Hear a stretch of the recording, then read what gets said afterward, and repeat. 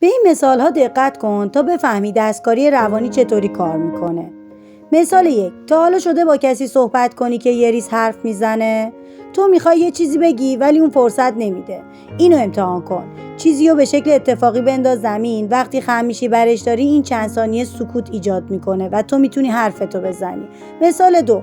اگه اتفاقی تونستی بشنوی چند تا از دوستات دارن پشت سرت حرف میزنن که شنیدی رو حفظ کن. بعد از اون حرفا رو بفرست تو گروه و بنویس یه نفر اینا رو بهم گفته. خواستم شما رو هم در جریان بذارم. کسایی که پشت سرت حرف میزنن نمیدونن کی اونا رو گفته. برای همین شروع میکنن به شک کردن به هم دیگه. تنش میره بالا و گروه از هم میپاشه. به این میگن تفرقه به انداز حکومت کن. مثال 3. میخوای بدونی کسی به طور مخفیانه ازت خوشت میاد یا نه؟ یه جوک بگو.